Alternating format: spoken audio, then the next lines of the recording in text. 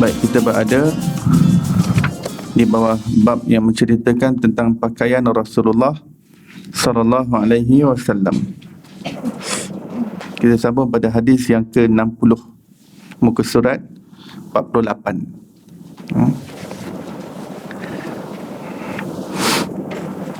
Kita lihat terjemahannya. Haddatsana Abd bin Humaid, haddatsana Muhammad bin Al-Fadal, haddatsana Hamad bin Salamah, daripada Habib bin Syahid, daripada Al-Hasan, daripada Anas bin Malik radhiyallahu anhu. Assalamualaikum warahmatullahi wabarakatuh. Innal hamdalillah, assalatu wassalamu ala Rasulillah sayyidina Muhammad ibn Abdullah wa alihi wa sahbihi wa man walah, amma ba'd. Subhanaka la ilma lana illa ma 'allamtana innaka antal alimul hakim.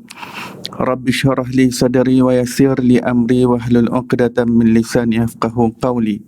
Allahumma salli ala sayyidina Muhammad al-Fatih lima ughliq wal khatim lima sabaq nasiril haqqi bil haqq wal hadi ila siratikal mustaqim ala alihi haqqa qadarihi miqdarihi al-azim. Allahumma anfa'na bima 'allamtana wa 'allimna alladhi ma yanfa'una.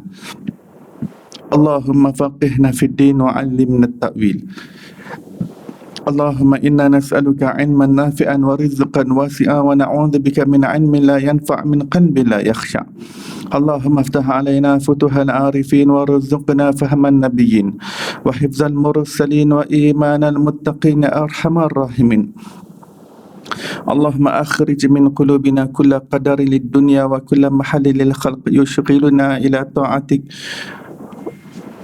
Allahumma nawwir qulubana binuri ma'rifatik wa tahhir qulubana an ghairik. Allahumma nawwir qulubana bi'ilmik wasta'mil abdanana fi ta'atik. Allahumma iftah 'alaina fathan qariba fi 'ulumil aqliyati wan naqliyah bijahi sayyidina wa maulana Muhammadin khairil bariyah sallallahu alaihi wasallam walhamdulillahi rabbil alamin.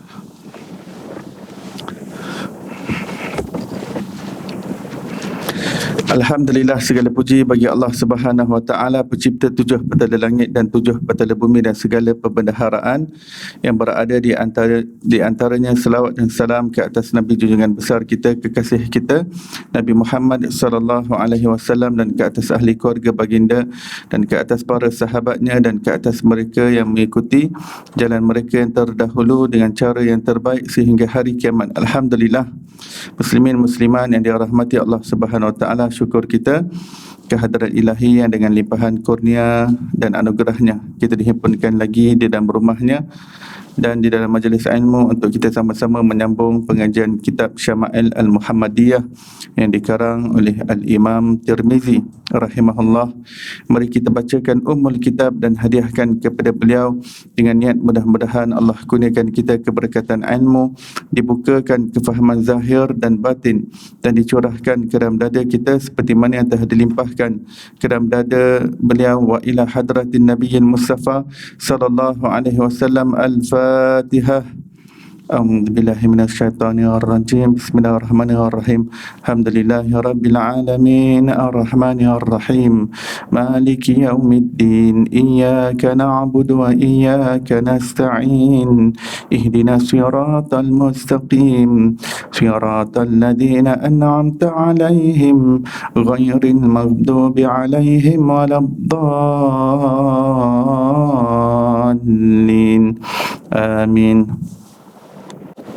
Baik, kita berada di bawah bab yang menceritakan tentang pakaian Rasulullah sallallahu alaihi wasallam.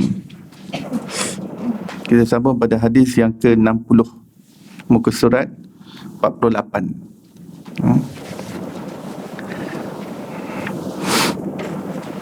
Kita lihat terjemahannya. Haddatsana Abd bin Humaid, haddatsana Muhammad bin Al-Fadal, haddatsana Hamad bin Salamah, daripada Habib bin Syahid, daripada Al-Hasan, daripada Anas bin Malik radhiyallahu anhu. Apa maksud haddatsana? Ini orang yang belajar hadis, perkataan ini sentiasa kita dengar secara berulang-ulang. Kerana hadis ni kan riwayat daripada siapa, daripada siapa, dia siapa. Haddatsana tu telah khabarkan kepada kami. telah beritahu kepada kami, kemudian disebut nama gurunya. Lepas haddatsana, disebut nama gurunya. Jadi daripada, maksudnya daripadalah macam Abad bin Humaid, daripada Muhammad bin Fadal, daripada Hamad bin Salamah, daripada Habib bin Syahid, daripada Al-Hasan, daripada Anas bin Malik. Jadi haddatsana tu sebenarnya boleh ganti perkataan daripada, ya. Tetapi itu istilah ulama hadis, kadang-kadang selalu digunakan haddatsana. Kadang-kadang akhbarana juga maksud telah khabarkan kepada kami. Daripada Anas bin Malik radhiyallahu anhu bahawa baginda Nabi SAW keluar dari rumahnya untuk solat dengan berpaut kepada Usamah bin Zaid. Ini ketika baginda sedang gering, ya, baginda sedang gering ketika di penghujung usia, yang mana Rasulullah SAW tak larat, badan baginda tak larat untuk berjalan ke masjid, maka baginda berpaut kepada Usamah. Yakni Sayyidina Usamah bin Zaid memapah badan Rasulullah sallallahu alaihi wasallam. Ya. Baginda sallallahu alaihi wasallam memakai pakaian kitri. Ini sejenis pakaian yang dibuat daripada cotton yang kasar dan kainnya berasal daripada Bahrain, dari Qatar. Kitri. Qatar ni pun nama negeri lama. Qatar, Bahrain. Sejak zaman Rasulullah dah ada nama Bahrain, nama Qatar, Doha. Doha Qatar. Doha tu nama lama. Doha. Itu pun antara tempat perhentian untuk ulama kita dulu menuntut ilmu, di Doha Qatar, ratusan tahun yang lampau. Seperti Syekh Yusuf Makassari, ulama silam Melayu 300 tahun yang lampau, antara tempat yang beliau belajar. Dan juga guru beliau Syekh Abdul Rauf Singkil. Jadi bila nak perjalanan ke Mekah ni, ulama silam Melayu ni berhenti beberapa tempat untuk belajar ilmu daripada ulama-ulama yang hebat di situ. Antaranya di India. India memang terlalu banyak ulama yang hebat, sejak zaman dahulu kala. India, berhenti di India, kemudian teruskan ke kawasan Arab. Kawasan Arab ni nanti ke Doha dulu, Doha, Qatar, ya. Lepas Doha akan turun ke bawah ke kawasan Yaman, kan? Yaman ni nanti di Aden berhenti, di situ ada ulama. Sebahagian segelintir ada yang masuk ke dalam padang pasir, ke Hadramaut, ke kota Tarim. Ada sebahagian sampai ke kota Tarim, tapi jarang. Zaman dahulu ulama jarang ke Tarim, kerana di Yaman tu ulama zaman dahulu mereka lebih tertumpu di kawasan bernama Zabit, Zabit ni kawasan Laut Merah sana. Lepas daripada Eden naik kapal, naik lagi ke atas, itu ada nama tempat Zabit sampai sekarang. Jadi tempat pengajian ilmu. Kawan-kawan saya pun ramai yang saya kenal belajar di Zabit. Tapi itu memang tempat ulama silam Melayu kita pun, bukan sahaja ulama silam Melayu, tapi ulama daripada Afrika, ulama daripada Maghribi memang berhenti di Zabit untuk belajar, kerana ada ulama-ulama hebat di Zabit, Yaman. Daripada Zabit nanti akan teruskan, barulah masuk ke Mekah Madinah. Nanti di Mekah Madinah lah akan tinggal lama di sana, berpuluh-puluh tahun. Biasa ulama-ulama kita kalau tinggal di Mekah Madinah ni berpuluh-puluh tahun. Kalau kita pernah dengar nama Syekh Daud Al-Fatani, Syekh Daud Fatani, ulama silam Melayu kita, jadi di Haramain saja beliau duduk 30 tahun. 30 tahun, ya. Kerana zaman tu Mekah Madinah ni memang tempat tumpuan para ulama. Ulama ramai tinggal di sana daripada seluruh dunia. Ulama-ulama yang hebat duduk di Mekah, duduk di Madinah. Cuma apabila Wahabi mengambil alih pemerintahan, di situlah jatuhnya ilmu Ahlus Sunnah, ilmu Ahlus Sunnah wal Jamaah di situ. Dapat sampai sekarang dah kritikal, keadaan ilmu agama di Mekah Madinah kritikal. Baik, itu pakaian kitri yang diselimpangkan di atas bahu baginda. Kemudian baginda sallallahu alaihi wasallam solat bersama mereka. Maksudnya beliau pakaian seperti ini, macam ni.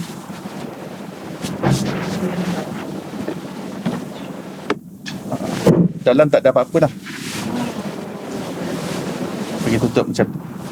Kebanyakan masa Nabi SAW memang pakaian baginda seperti macam ni, macam ihram. Nabi SAW tak, bukan selalu dengan pakaian yang sepasang macam ni. Dia rasa macam pakaian macam ihram. Cuma nanti corak pakaian tu nanti orang tahu ini daripada Qatar ataupun daripada Yaman, daripada Sana'a. Rasulullah pun pakai yang kain Sana'a dan Rasulullah juga pakai kain Qatar. Ya. Dia beza pada design. Yang Sana'a Yaman tak silap dia belang-belang. Kalau tak Sana'a Qatar, dia belang-belang. Orang dapat tahu berdasarkan design. Berkata Abd bin Humaid, berkata Muhammad bin Fadal, aku ditanya oleh Yahya bin Ma'in tentang hadis ini pada kali pertama dia duduk belajar denganku. Maka aku berkata, yakni meriwayatkan hadis ini, haddatsana Hammad bin Salamah. Lalu dia Yahya memotong cakapku, kalau boleh kamu riwayatkan hadis ini daripada kitab kamu. Aku pun bangun untuk mengeluarkan kitabku. Lalu dia, yakni Yahya, menggenggam bajuku dan berkata, bacakan hadis ini secara hafalan kepadaku untuk aku catat. Aku khawatir tidak dapat bertemu kamu lagi selepas ini. Aku pun membacakan kepadanya secara hafalan. Kemudian barulah aku mengeluarkan kitabku dan membacakan semula kepadanya dari kitab. Jadi ulama zaman dahulu ni, bila beliau menuntut ilmu, nak meriwayatkan hadis, sebuah hadis, beliau jumpa dengan seorang yang boleh meriwayatkan hadis. Kata, saya nak belajar hadis yang berkaitan dengan pakaian. Nanti guru kata, okey, saya nak keluarkan kitab. Lepas tu dia kata, boleh tak riwayatkan dulu secara hafalan. Saya takut tuan meninggal dunia dulu sebelum dapat keluar kitab. Takut meninggal dunia dulu, saya tak sempat nak catat hadis.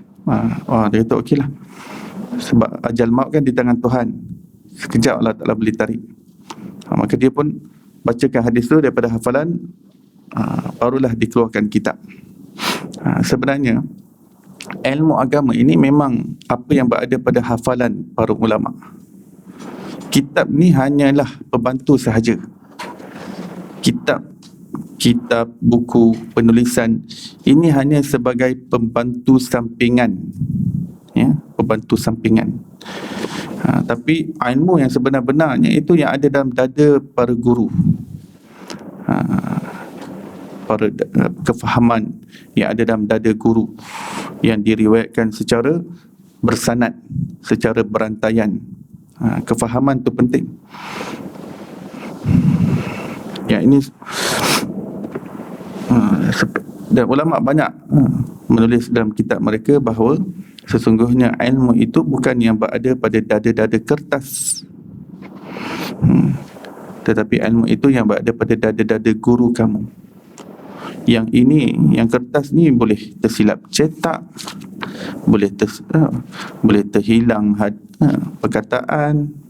Dakwat kan, dakwat mesin percetakan kan boleh terhilang baris, terhilang titik, boleh terhilang muka surat kan, boleh ada berlaku error dan juga mistake ketika percetakan. Jadi ini sebagai pembantu. Dan ulama, yang sebenar ulama, mereka yang faham hadis tu. Kalau hilang satu baris pun dia tahu, hilang satu titik pun ulama tahu. Sebab ilmu ni bukan sekadar pada kitab. Kita mewarisi ilmu ini secara berantaian, ya. Ada satu orang hamba Allah ni cerita, dia baca dalam kitab, dia kata dia baca ular hitam syifa untuk segala penyakit. Ular hitam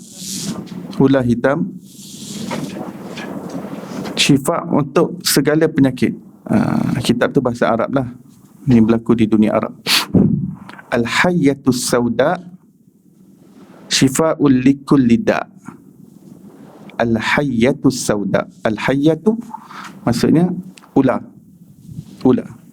hitam. Suatu ketika anak dia sakit. Dia kata hadis cakap ular hitam syifa ni. Dia pun tangkap ular hitam, sembelih, bismillah, Allahu Akbar, potong cantik-cantik, rebus. Airnya tu diberi minum. Pada anak dia meninggal, dah bisa dia kat situ. Dia kata, macam mana hadis bagi tahu ular hitam? Macam mana boleh mati anak dia? Baru dia nak jumpa ulama. Dia bawa kitab. Ya Syekh, macam mana ni hadis bagi tahu ular hitam syifa? Ular hitam? Mana ada hadis ular hitam? Ulama tadi kata, tengok kitab, bawa kitab. Dia pun tunjuk, ni Al-Hayyatus Sauda. Dia kata, ulama tadi kata, inna lillahi wa inna ilaihi raji'un. Ini akibatnya belajar tanpa guru. Belajar tanpa guru ini. Sebab ilmu itu kefahaman. Dia bukan sekadar riwayat, dia sekadar dengan kefahaman yang betul terhadap Quran dan hadis. Ini bukan Hayyatus Sauda, ini tersalah cetak. Al-Hayyatu tu 2 titik tu sebenarnya patut 1 titik je. Ini terlebih, tertumpah dakwat ke apa tak tahulah ni. Sepatutnya Al-Habbatus Sauda. Al-Habbah, bukan Al-Hayyah. Beza 1 titik je. 1 titik je. Tertumpah dakwah ke, waktu printing tu ke kan, anything can happen. Dia kata ini Al-Habbatus Sauda Syifa'ul likulli da'. Jintan hitam syifa buat segala penyakit. Saya bukan nak meniaga jintan, tapi nak bagi tahu hadis yang sebenar.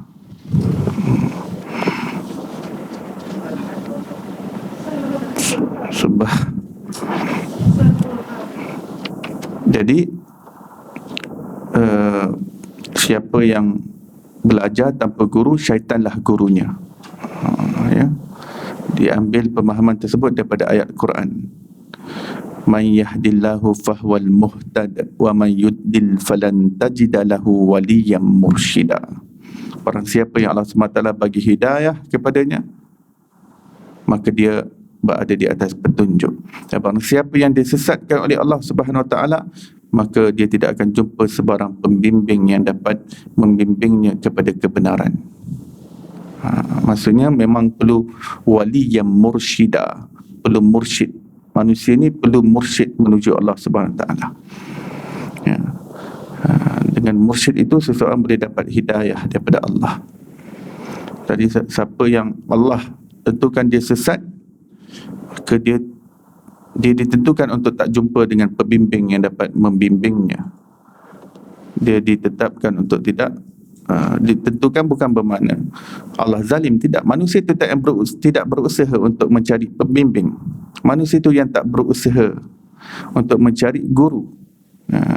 Bagi dia cukup belajar daripada kitab, daripada internet, baca Google, cari Google, dah cukup, boleh jadi alim. Sekarang pun Quran ada terjemahan. Saya faham English, saya faham Urdu, saya faham Melayu, dah baca terjemahan je cukup. Saya faham English, saya faham Melayu, dah. Kitab-kitab hadis pun dah ada terjemahan, saya baca terjemahannya sahaja. Sebenarnya kefahaman ilmu dia, kefahaman penterjemah itu sebenarnya. Penterjemah itu bukan sesuatu yang mudah. Kerana satu perkataan, katakan hadis, satu perkataan itu dia membawa 10 makna. Dan penterjemah tak akan tulis 10 makna tersebut. Dia akan pilih salah satu makna sahaja.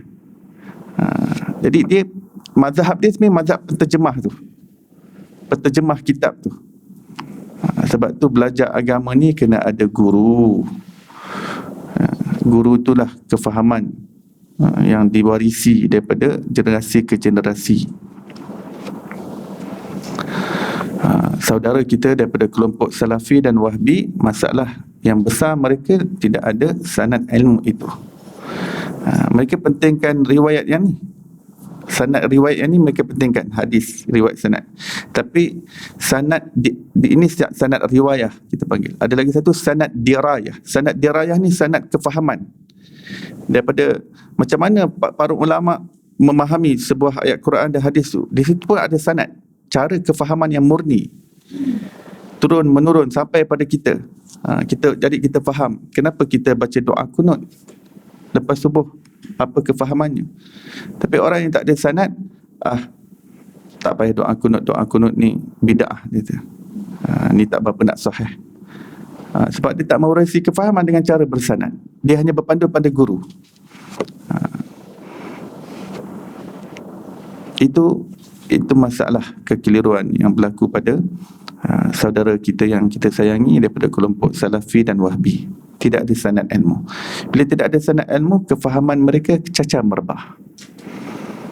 Dibida'ahkan tahlil, dibida'ahkan talqin, dibida'ahkan maulid, dibida'ahkan orang yang nak zikir nama Allah, Allah, Allah.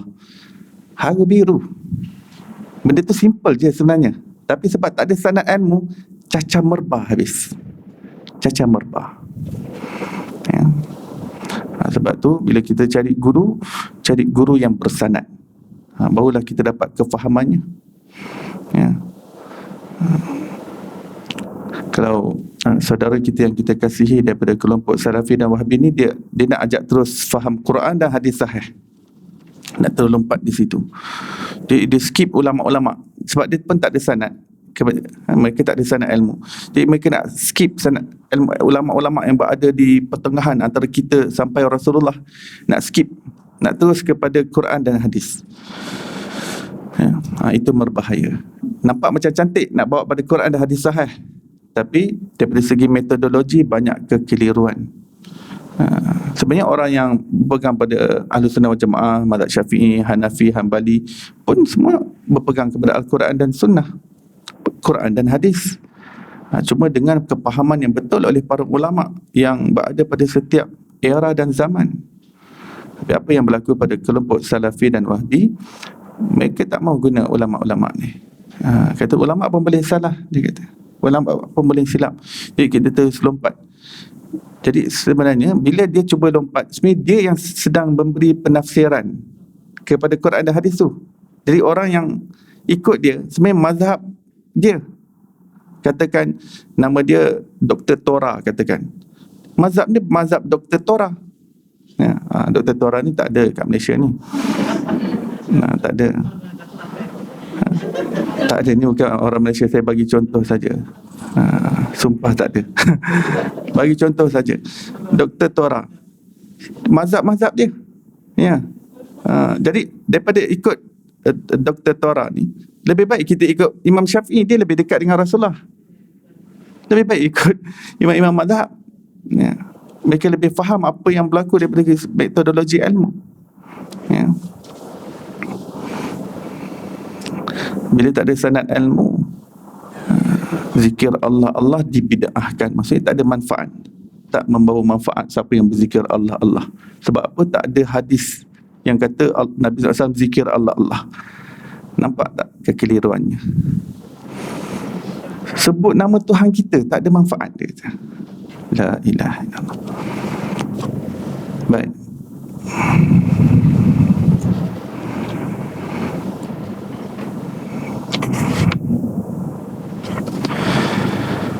Hadis yang berikutnya, tapi kita kena sayang ya, kawan-kawan kita yang Salafi Wahbi ni, jangan kita benci pula kat dia. Dia orang Islam, dia pun cinta pada agama, dia cinta nak ikut Quran dan Sunnah, cuma dia terikut kelompok yang salah. Kita doakan mereka. Jangan kita benci mereka, memusuhi mereka. Kita kena sayang mereka, doakan hidayah untuk mereka. Baik. Haddatsana Suaid bin Nasar, haddatsana Abdullah bin Al-Mubarak daripada Sa'id bin Ilyas Al-Juraini daripada Abi Nadrah, daripada Abi Sa'id Al-Khudri radhiyallahu anhu, apabila baginda Rasulullah sallallahu alaihi wasallam mendapat pakaian baru, baginda sallallahu alaihi wasallam menamakan dengan namanya. Ini imamah, ini serban, ini qamis, kemeja, dan ini rida, yakni selendang. Kemudian baginda sallallahu alaihi wasallam berdoa.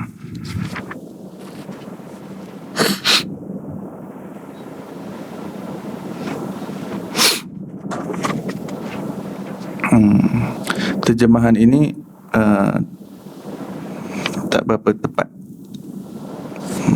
Boleh tapi tak berapa tepat. Idza stajadda thawban sammahu bismihi imamatan aw qamisan aw ridaan. Maksudnya, bila baginda mendapat pakaian baru, baginda SAW menamakan dengan namanya, sama ada, iaitu itu adalah serban dan kemeja dan selendang. Jadi baginda letak jenama. Baginda letak jenama. Seperti mana setiap kenderaan Rasulullah semua ada nama. Keldai yang satu ni nama dia apa, keldai yang dua nama dia apa, unta Rasulullah, unta yang nombor satu ni apa nama dia, unta nombor dua apa nama dia, ya.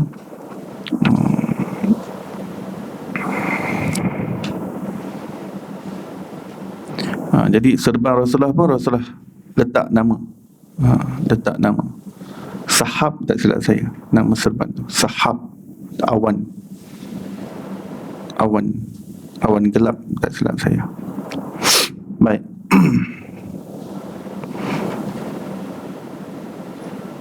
Macam sekarang lah kita pakaian kan ada jenama kan, jenama Polo, jenama Puma, jenama Nike. Jadi Rasulullah sendiri bagi jenama, letak nama untuk pakaian-pakaian baginda. Kemudian baginda berdoa, Allahumma lakal hamdu kama kasautani, as'aluka khairahu wa khaira ma suni'alah, wa a'udzubika min syarrihi wa syarri ma suni'alah. Ya Allah, hanya bagimu segala pujian sebagaimana engkau memberikanku pakaian. Aku mohon kepadamu kebaikannya dan memohon kebaikan tujuan baju ini dibuat, iaitu untuk ibadah dan sebagainya. Dan aku berlindung kepadamu daripada keburukannya dan berlindung daripada keburukan tujuan baju ini dibuat. Ini dengan takabur, sombong dan sebagainya. Kita berlindung daripada rasa bangga diri, rasa nak menunjuk-nunjuk dengan pakaian tersebut, nak act itu keburukan di sebalik pakaian dan di sebalik perkara-perkara dunia, ya.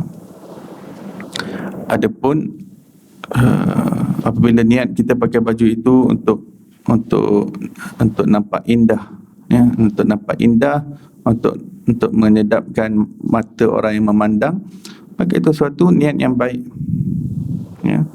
Dan juga niatkan kita pakai ini niat kerana Allah, dapat gunakan untuk ibadah kepada Allah, dapat menutup aurat kita, menutup aurat dengan baik, dengan sempurna.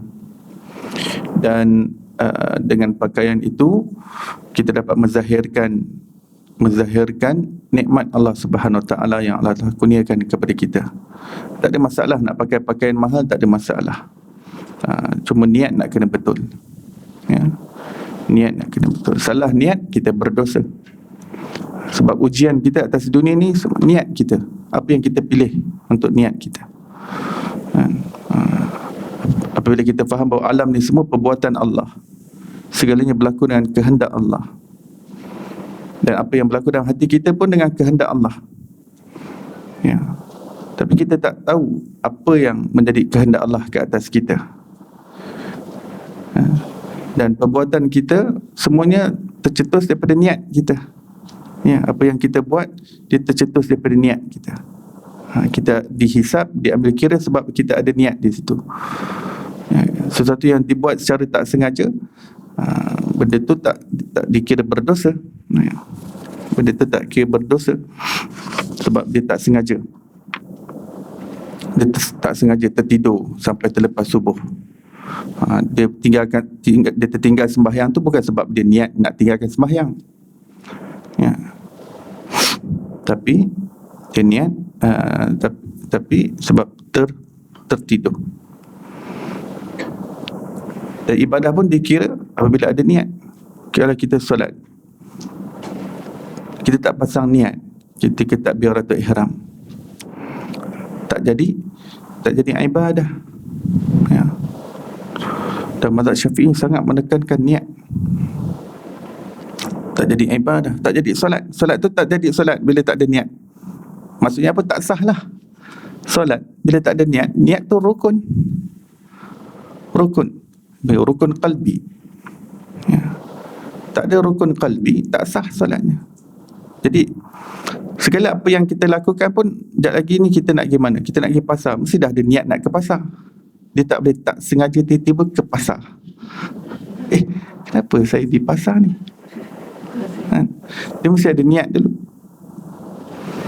Sesuatu yang tak ada niat, pahala pun tak ada, dosa pun tak ada. Dia kosong.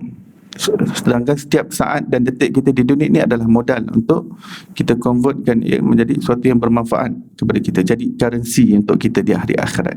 Nama currency tu pahala. Jadi suatu adat dan kebiasaan bila di insert dengan niat, maka ia jadi ibadah.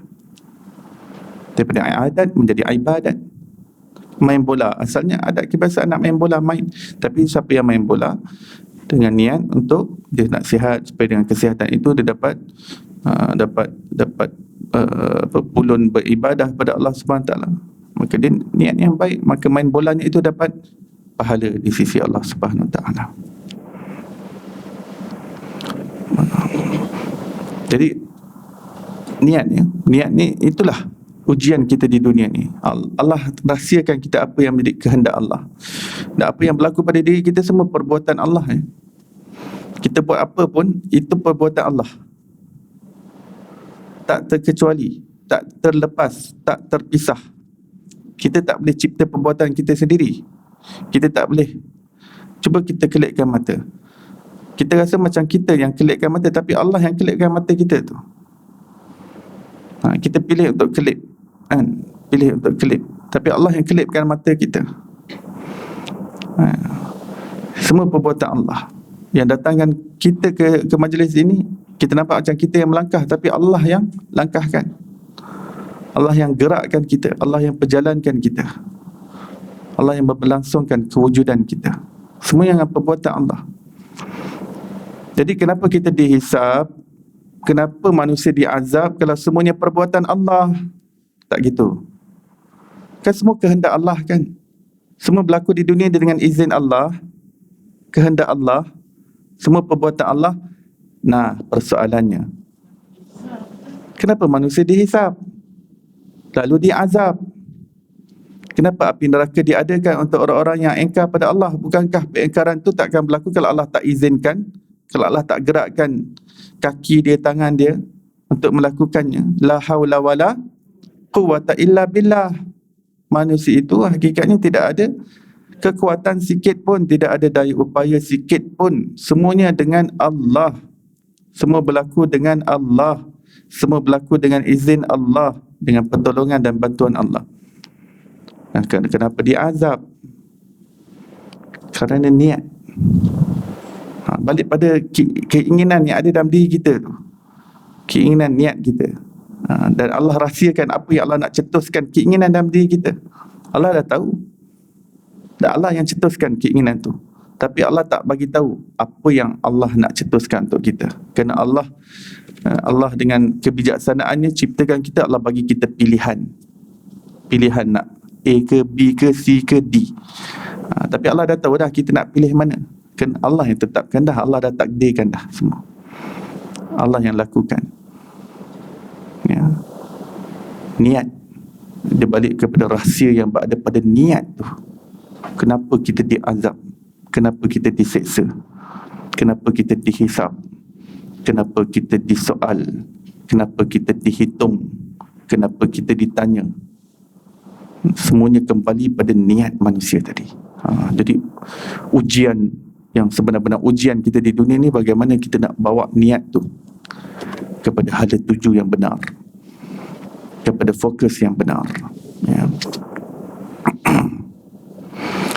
Hadis yang berikutnya, haddatsana Hisham bin Yunus Al-Kufi, haddatsana Al-Qasim bin Malik Al-Muzani, daripada Al-Juraiji, daripada Abi Nadrah, daripada Abi Sa'id Al-Khudri radhiyallahu anhu, daripada Nabi SAW, baginda bersabda, seumpama hadis sebelum ini. Tak dibawakan hadis sebab hadis sama seperti yang sebelum ni, cuma perawi berbeza. Bila perawi berbeza, beliau sebutkan juga ini ada riwayat yang lain daripada perawi yang lain sebagai pengukuhan. Sebuah hadis tu bila banyak datang daripada jalur riwayat berbeza-beza, dia saling mengukuhkan riwayat tersebut, dan dianggap sebagai hadis yang berbeza walaupun matan teksnya sama, teks matannya sama hadis tu, tapi bila perawi berbeza itu dianggap hadis yang berlainan oleh para ulama hadis, ya. Sebab tu boleh sampai berjuta-juta hadis kan. Ulama ada hafal sampai berjuta-juta hadis. Macam mana boleh berjuta hadis? Para sahabat semua kumpul-kumpul pun tak sampai 100,000 pun. Macam mana boleh berjuta? Sebab perawi yang berlainan, ramainya perawi yang meriwayatkan di situ, dan seperti Imam Tirmizi ni merantau, cari guru sana, lepas guru sana, guru sana, guru sana, guru sana. Satu perawi saja berbeza daripada mana-mana jalur riwayat, dah ke hadis lain, ya. Baik, hadis yang berikutnya, haddatsana Muhammad bin Bashar, haddatsana Muaz bin Hisham, haddatsana ayahku, daripada Qatadah, daripada Anas bin Malik radhiyallahu anhu, pakaian yang digemari oleh Rasulullah SAW ialah al-hibarah. Apa pula kain hibarah ni? Ia sejenis pakaian yang berjalur, ni belang-belang, keluaran Yaman yang diperbuat daripada kain cotton. Sampai sekarang Habib Omar pun selalu guna ridak yang datang daripada San'a Yaman ni, dia berbelang-belang. Saya pun ada lagi di rumah, dia belang-belang. Itu dipanggil al-hibarah. Pakaian tu maksudnya pakaian macam ni lah, macam ni tadi yang saya pakai tadi, macam ihram tadi, ya. Haddatsana Mahmud bin Ghailan, haddatsana Abdul Razzaq, haddatsana Sufyan Ats-Tsauri, daripada Aun ibnu Abi Juhaifah, daripada ayahnya berkata, aku melihat baginda Nabi SAW memakai pakaian berwarna merah. Aku seolah-olah melihat kilauan di kedua-dua betisnya. Sufyan Ats-Tsauri berkata, aku kira ia adalah hibarah. Hibarah, kain Yaman tadi yang berjalur-jalur tapi yang berwarna merah, ya, berwarna merah. Merah ni dalam bahasa Arab ia ni ibu kepada beberapa warna yang lain. Tak semestinya bila sebut merah ni yang kita faham merah macam ni, ya. Merun pun di bawah kumpulan merah, jingga di bawah kumpulan merah, warna oranye di bawah kumpulan merah, warna perang di bawah kumpulan merah.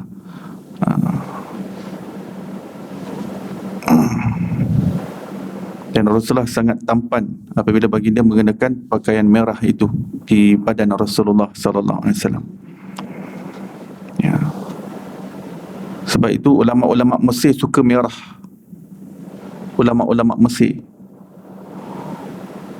kopiah mereka merah, kadang serban mereka pun merah, selendang mereka pun merah. Ini kalau majlis-majlis kita tengok macam Syekh Ali Jumaah, Syekh Yusri Jabir, ini kan ulama-ulama sekarang kan, mereka kalau hadir majlis serba merah. Tengok ada tak?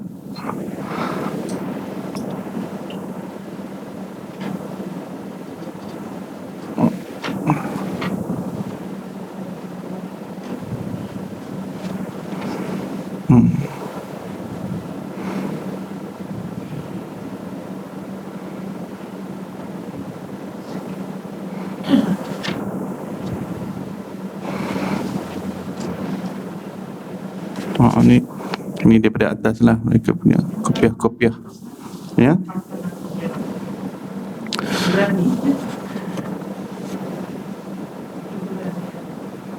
Merah yang melambangkan semangat, ya, melambangkan semangat. Ini dia nampak kopiah lah. Ini kalau kita pergi Mesir, memang kita akan tengok imam-imam dia semua merah, pakai merah, imam masjid. Ini kopiah. Nanti selendang pun begitu. Kalau mereka majlis-majlis penting, biasa mereka akan pakai selendang merah, kadang sampai sorban pun merah. Sebab ikut Rasulullah sallallahu alaihi wasallam. Dan kilauan di kedua-dua betisnya, para sahabat sentiasa melihat dan menggambarkan baginda adalah manusia yang bercahaya.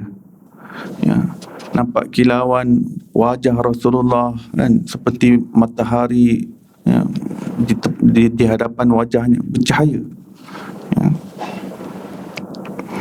Hadis yang berikutnya, Haddatsana Ali bin Kashram, haddatsana Isa bin Yunus daripada Israel, daripada Abi Ishaq, daripada Al-Bara ibni Azib radhiyallahu anhu berkata, aku tidak pernah melihat seorang pun yang memakai pakaian berwarna merah yang lebih tampan daripada baginda Rasulullah sallallahu alaihi wasallam.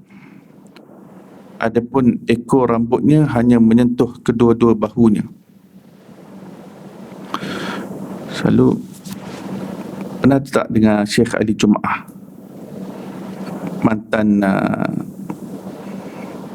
mantan mufti Mesir? Pernah dengar tak Syekh Ali Jumaah? Seorang ulama besar, ya. Beliau selalu pakai pakaian yang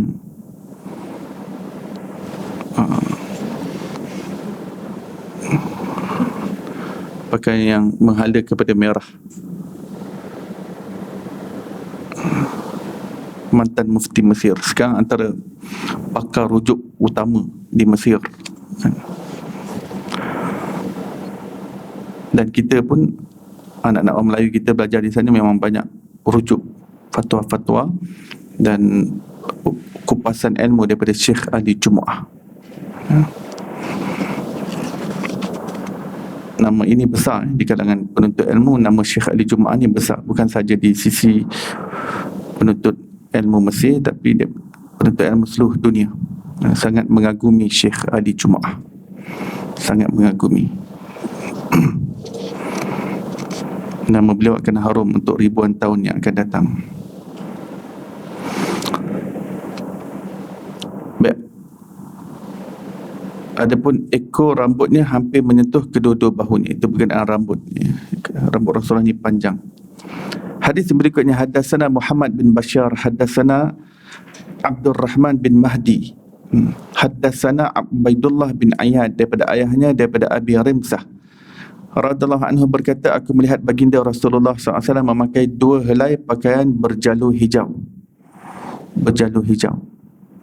Hijau pun kami melihat para ulama di Yaman suka pakai hijau, dan ulama Ahlus Sunnah wal Jamaah di India suka dengan hijau. Kalau Mesir lebih suka merah, kalau di Yaman, di India lebih suka hijau.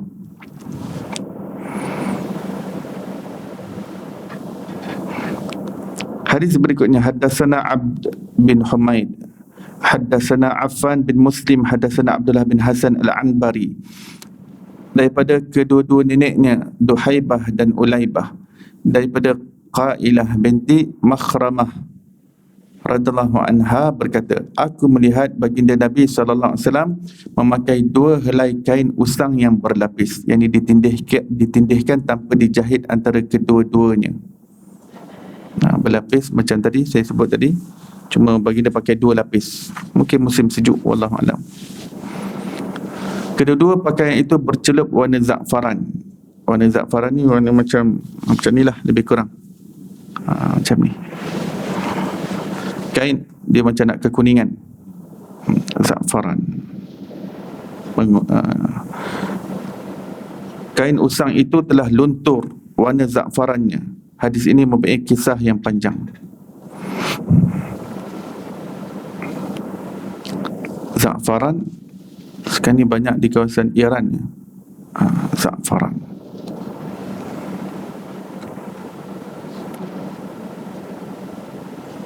Hadis yang berikutnya, selalu di sini za'faran guna buat nasi minyak ya, nasi biryani, untuk kuningkan. Za'faran dia daripada tumbuh-tumbuhan, tumbuh-tumbuhan, warna dia merun, tapi bila dia keluarkan warna dia jadi kuning sikit. Haddatsana Qutaibah bin Sa'id, haddatsana Bishr bin Al-Mufaddal daripada Abdullah bin Utsman bin Ibnu Qusaim daripada Sa'id bin Jubair daripada Ibnu Abbas radhiyallahu anhu berkata, baginda Rasulullah sallallahu alaihi wasallam bersabda, sentiasalah kalian dengan pakaian putih, hendaklah dipakai oleh kalian yang hidup, dan kafankanlah kalian yang mati dengan kain putih, kerana kain putih itu adalah sebaik-baik pakaian bagi kalian. Antara warna kegemaran Rasulullah sallallahu alaihi wasallam adalah putih. Jika ada banyak pilihan, baginda lebih banyak suka kepada putih. Walaupun baginda memakai pakaian-pakaian yang berwarna, tapi Nabi SAW juga menggalakkan memakai pakaian putih, dan baginda juga selalu dengan pakaian putih, terutamanya pada hari Jumaat. Terutama pada hari Jumaat. Manakala pada hari raya, Rasulullah menggalakkan untuk pakai pakaian yang berwarna. Untuk hari raya, solat raya dan sebagainya, pakaian yang berwarna.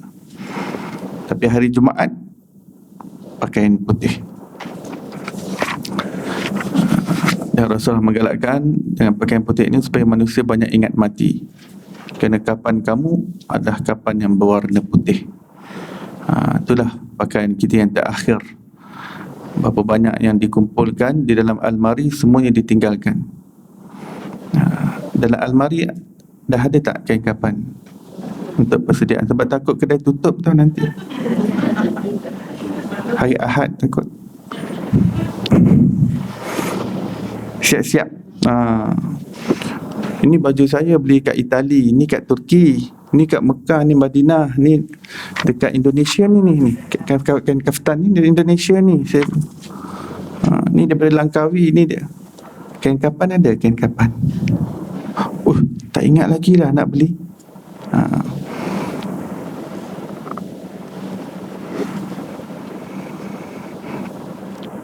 Jadi bagus. Rabiatul Adawiyah, seorang wali Allah wanita, jangankan kain kapan, kubunya pun dah siapkan.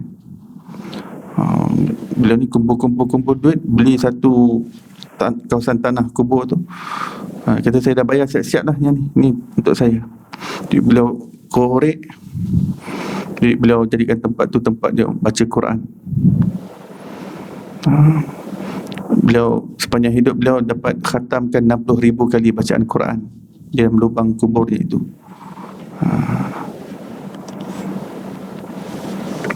Siap-siap dah siap-siap.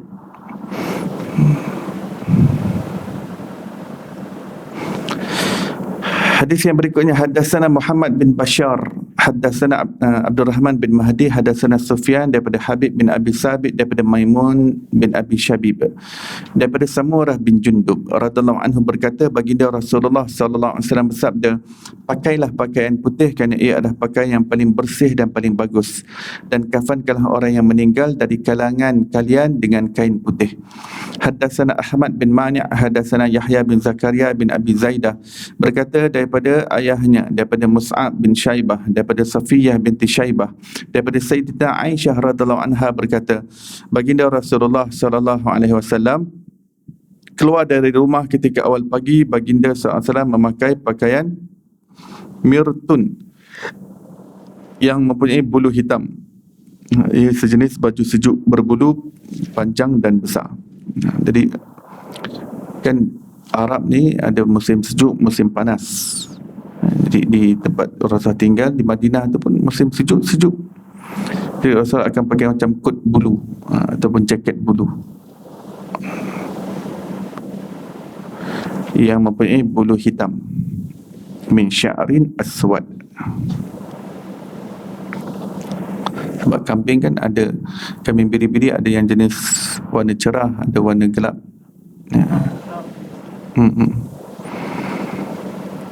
Hadis yang terakhir dalam bab ini, haddatsana Yusuf bin Isa, haddatsana Waqi', haddatsana Yunus bin Abi Ishaq dari ayahnya, daripada Abi Syabi, daripada Urwah bin Mughirah bin Syu'bah, daripada ayahnya Al-Mughirah. Baginda Nabi SAW memakai jubah Romawi yang sempit kedua-dua lengannya. Jubah Romawi maksud jubah yang diimport daripada Rom.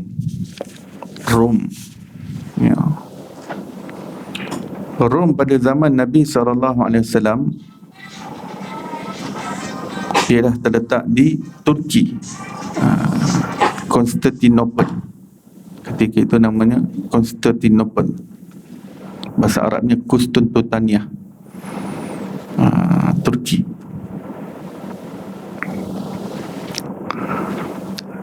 Ketika itu Rom, pusat pemerintahan di situ. Asal pusat pemerintahan Rom tu di Itali asalnya.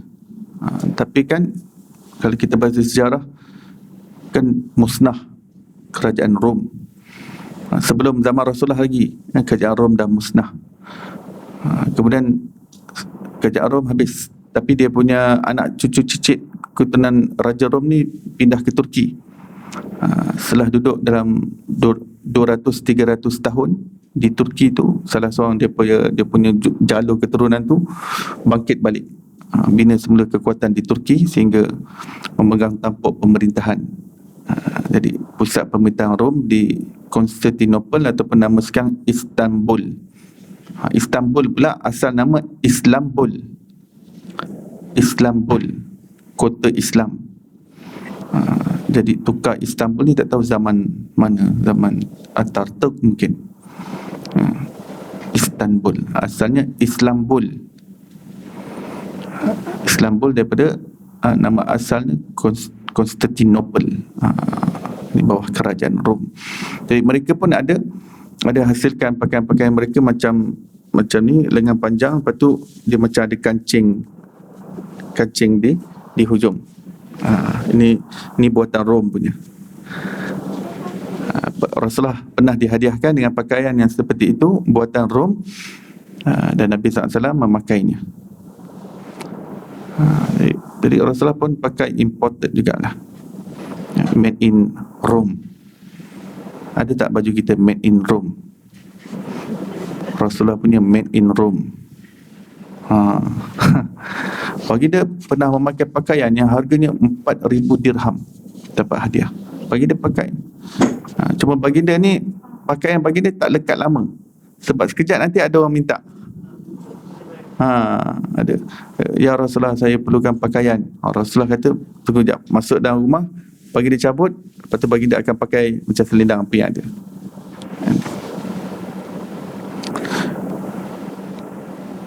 Sekejap orang hadiah. Sebab tu kadang ada orang yang hadiah ni, dia takut kalau ada orang nak minta. Aku baru nak bagi Rasulullah pakai, korang dah minta.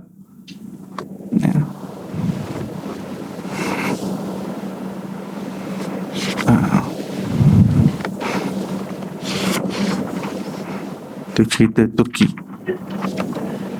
Kalau tak ada aral nak ke Turki dah ini dalam bulan ni, tapi tak pasti lagi.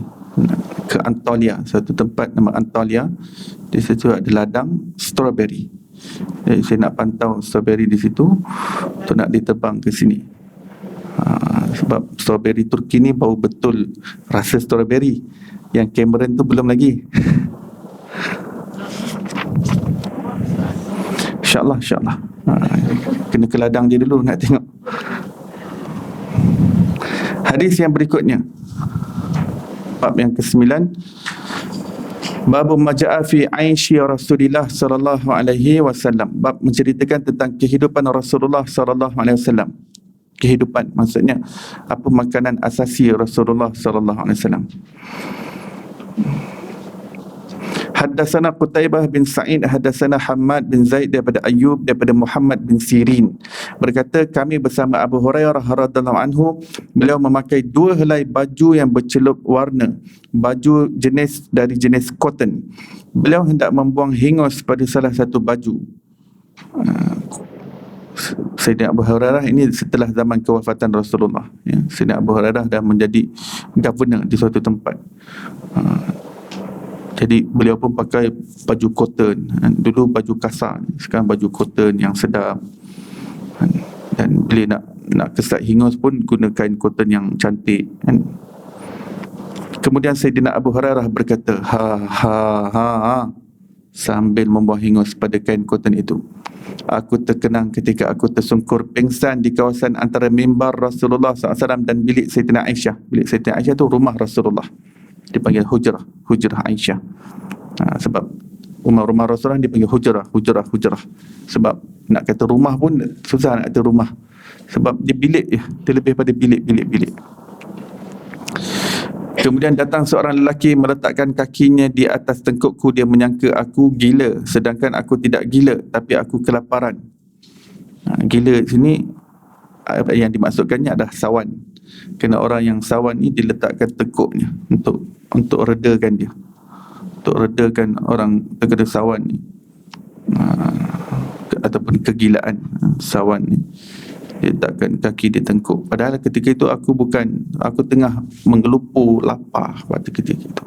Ingat aku kena sawan, aku tengah menggelupur lapar. Kan orang kalau terkena gastrik kan tengok macam mana keadaan dia, sakit kan, gastrik, kelaparan. Sayyidina Abu Hurairah ni adalah ashabus suffah, ya. Ashabus suffah ni makanannya ditanggung perbelanjaannya oleh Rasulullah SAW. Jumlah ashabus suffah, maksudnya apa? Kelompok sahabat yang sentiasa ada dalam masjid. Kerja mereka dengar hadis dan melakukan khidmat untuk Rasulullah. Apa-apa kerja Rasulullah bagi, mereka akan terus tunaikan. Mereka akan sentiasa dalam masjid Nabi, dipanggil ashabus suffah. Jadi makan minum mereka ditanggung oleh Rasulullah. Tidur semua dalam masjid, pagi, petang, siang, malam.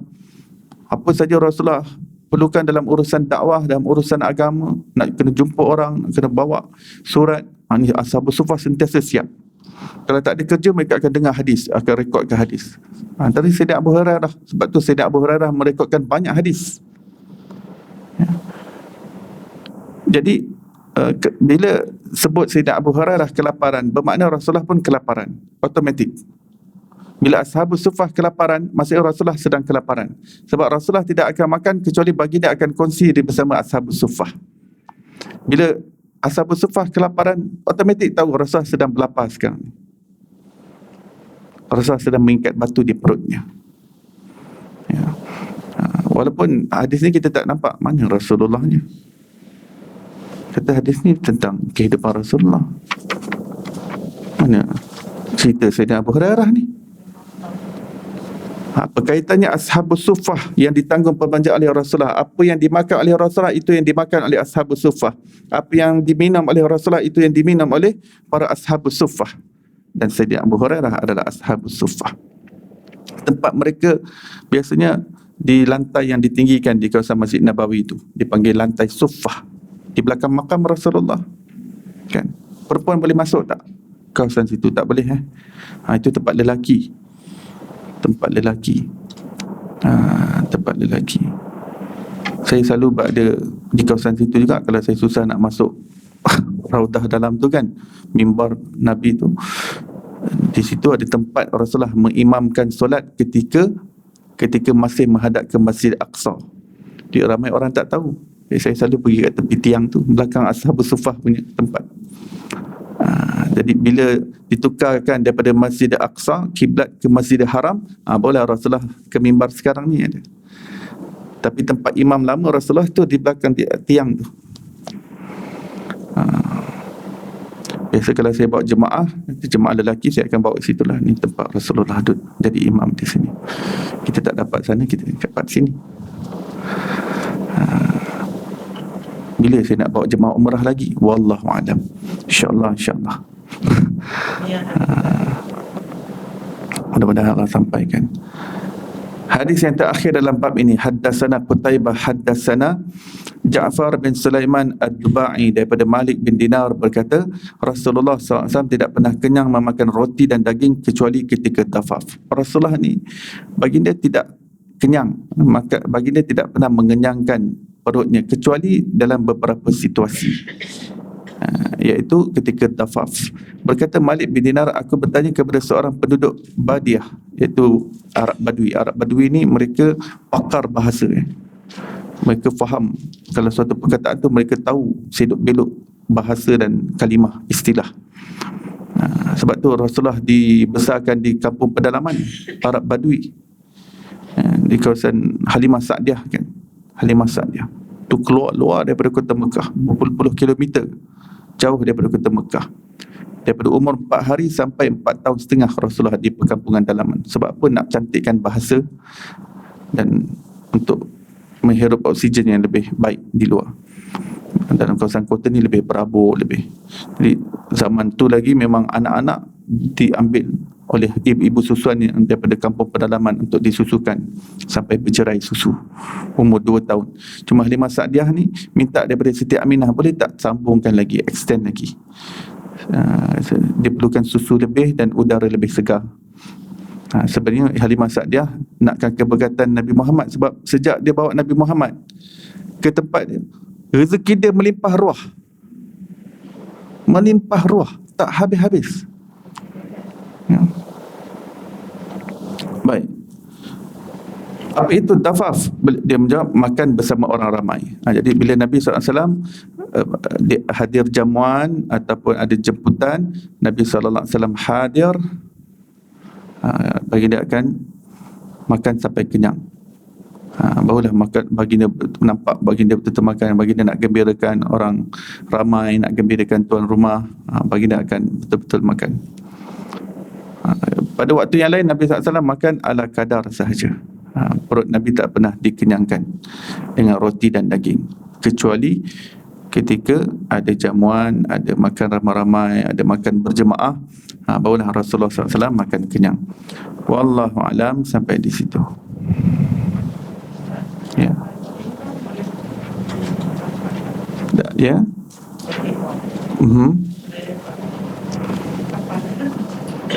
Guna kain ihram.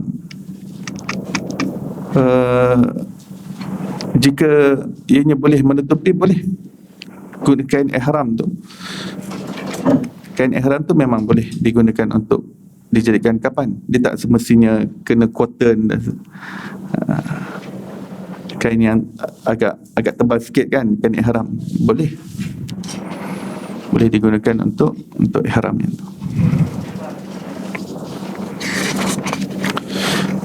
InsyaAllah, mudah-mudahan kita sambung lagi bab yang ke-10 berkenaan dengan khuf Rasulullah sallallahu alaihi wasallam.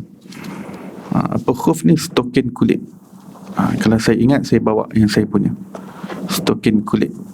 Kita kat Malaysia ni jarang bila sebut khuf ni, kita tak berapa nak faham sangat, sebab kita tak ada musim sejuk di sini.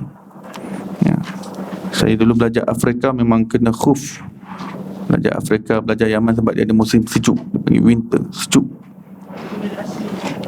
Dia bagi kulit tak asli pun tak apa, tapi dia ada syarat-syarat yang tertentu, kena tutup buku lali dan sebagainya. Nanti kalau batal air sembahyang, tak payah buka lagi stokin kulit tu, dia tinggal sapu air je atas tu. Itu nanti kita bincang pada pengajian yang akan datang. Mudah-mudahan Allah Subhanahu Wa Taala kurniakan kita ilmu yang bermanfaat dan mendekatkan kita dengan Rasulullah sallallahu alaihi wasallam, menerusi ilmu pengenalan baginda sallallahu alaihi wasallam. Mudah-mudahan Allah kumpulkan kita semua di sana bersama Rasulullah dan dapat minum daripada kolam Al-Kautsar, daripada tangan mubarak Nabi sallallahu alaihi wasallam, dan dengan keberkatan baginda Allah kurniakan kita kesudahan yang baik dan jauhkan kita daripada kesudahan yang buruk. Wassallallahu ala sayyidina Muhammadin wa ala alihi washabihi wasallam. Alhamdulillahirabbil alamin.